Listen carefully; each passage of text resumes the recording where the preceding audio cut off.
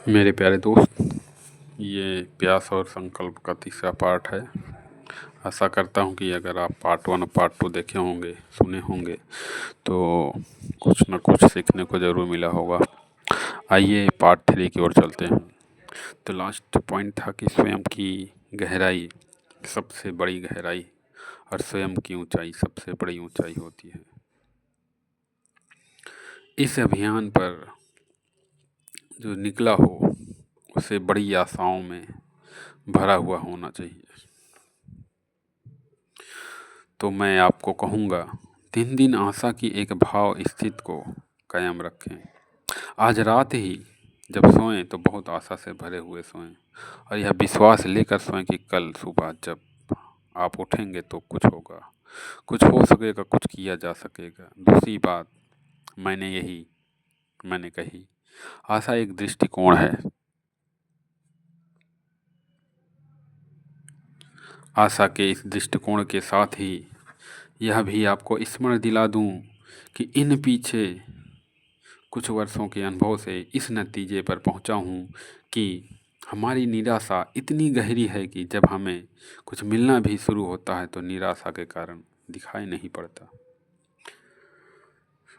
अभी मेरे पास एक व्यक्ति आते थे। वे अपनी पत्नी को मेरे पास लाए। उन्होंने पहले दिन जब वो आए थे मुझे कहा कि मेरी पत्नी को नींद नहीं आती। अरे बिल्कुल नींद नहीं आती, बिना दवा के, और दवा से भी 3-4 घंटे से ज़्यादा नहीं आती। और मेरी पत्नी भयभीत है, अनजाने भय से उसे परेशान करते हैं। घर के बाहर निकलती है तो डरती है, घर के भीतर होती है तो डरती है मकान न गिर जाए।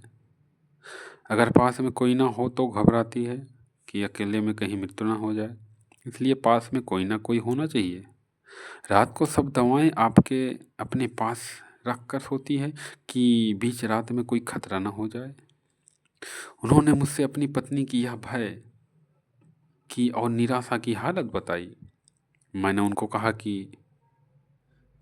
ध्यान का छोटा सा प्रयोग शुरू करिए, लाभ अवश्य होगा।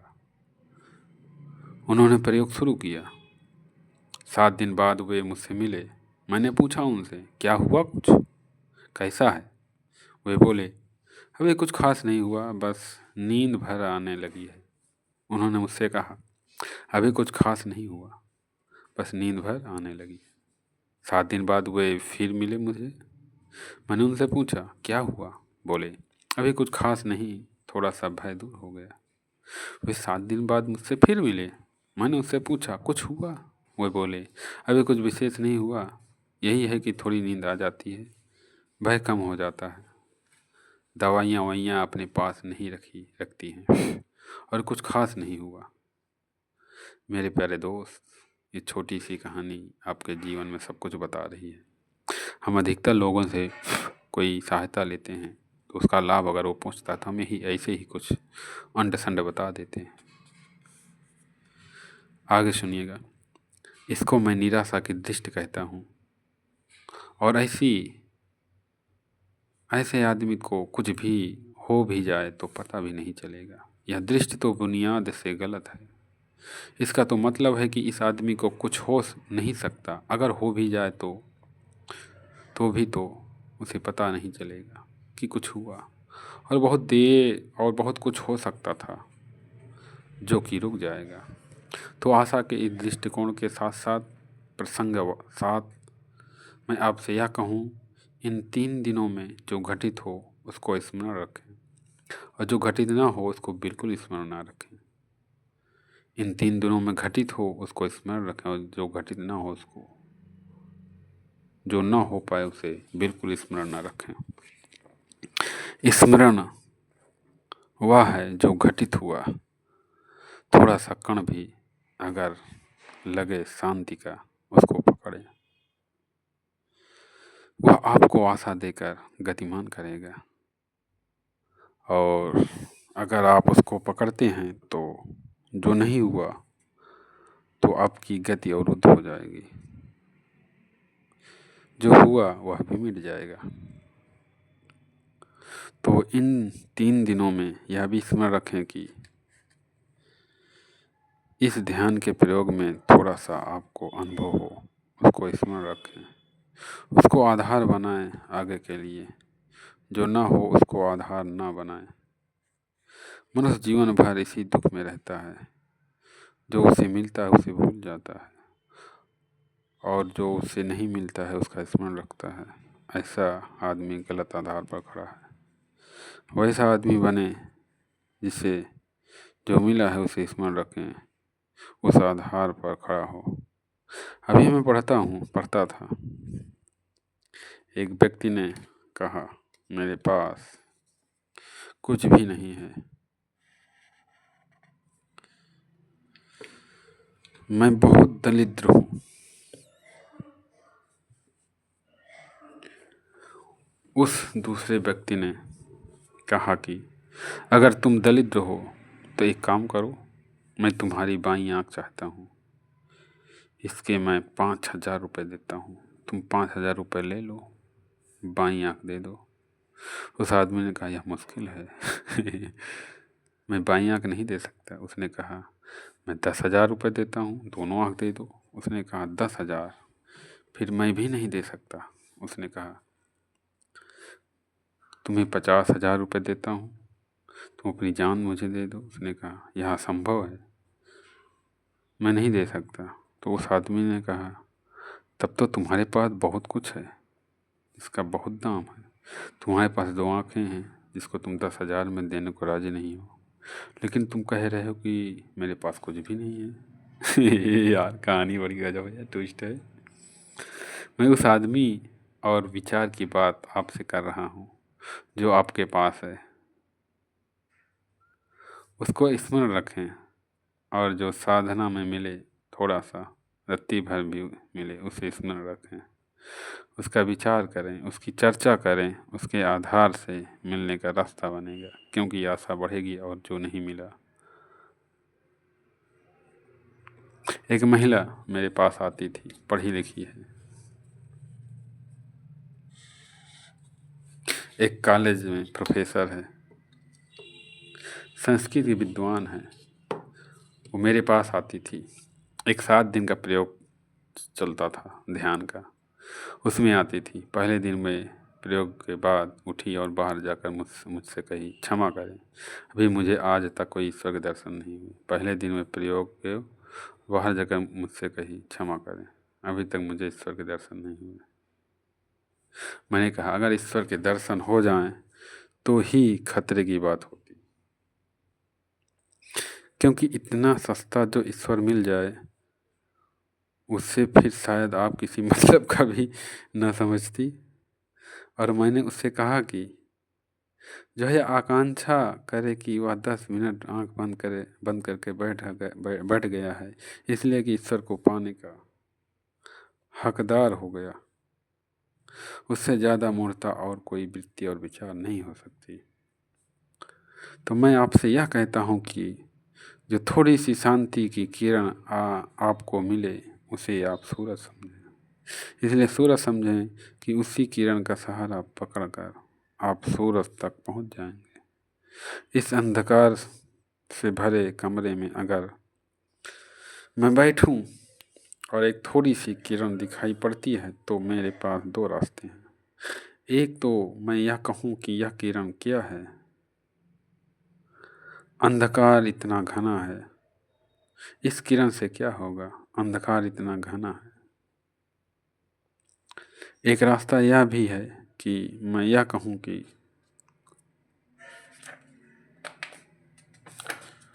अंधकार कितना ही हो लेकिन एक किरण मुझे उपलब्ध है, और अगर मैं इसकी दिशा में इसका अनुगमन करूं तो मैं वहां तक पहुंच जाऊंगा जहां से किरण पैदा हुई है और जहां सूरज होगा।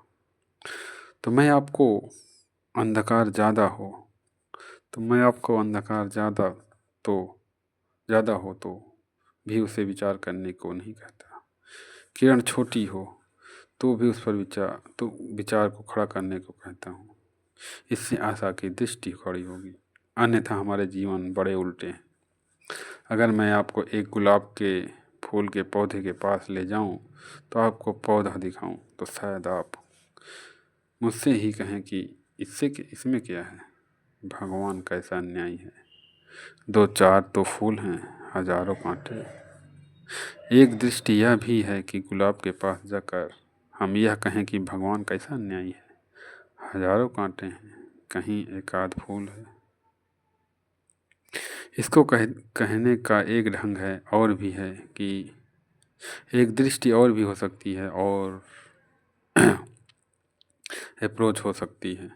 कोई व्यक्ति, कोई आदमी उस पौधे के पास जाकर यह कहे कि भगवान कैसा अद्भुत है कि जहाँ लाखों कांटे हैं उनमें से एक फूल खिल जाता है। कोई इससे यूं भी देख सकता है कि जहाँ लाखों कांटे हैं उनमें भी एक फूल खिल गया। दुनिया अद्भुत है। कांटों के बीच भी फूल खिलने की संभावना कितनी आश्चर्यजनक है। तो मैं दूसरी दृष्टि से कहूँगा कि इन 3 दिनों में छोटी सी छोटी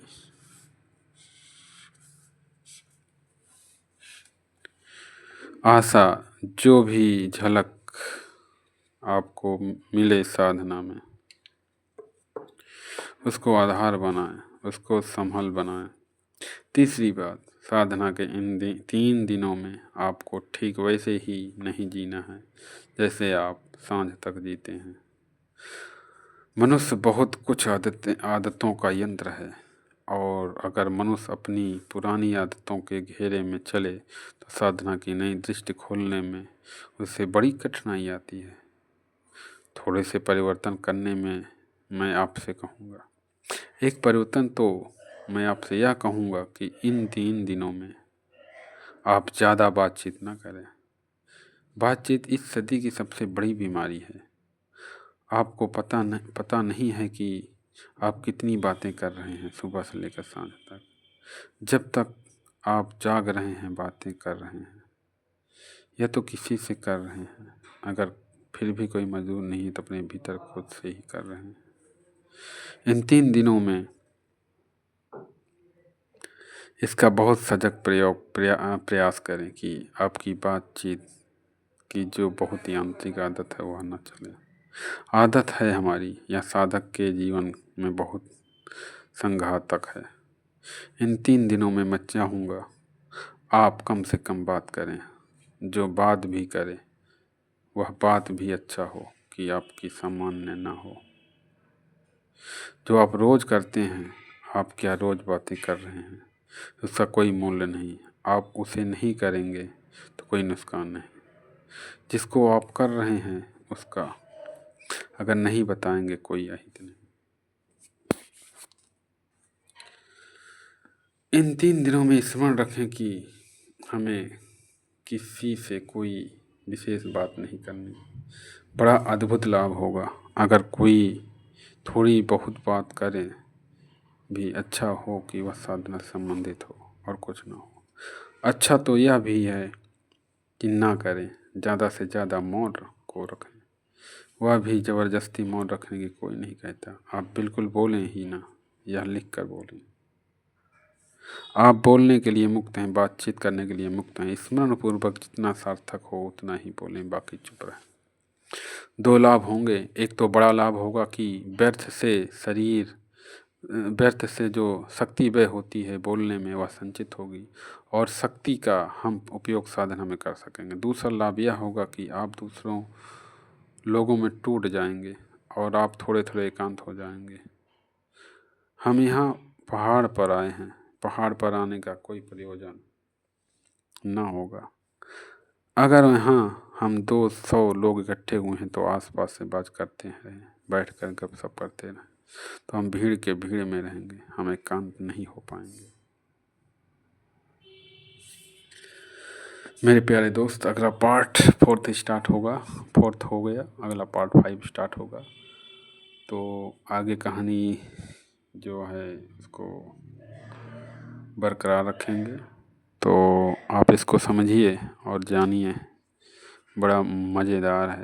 तो क्या है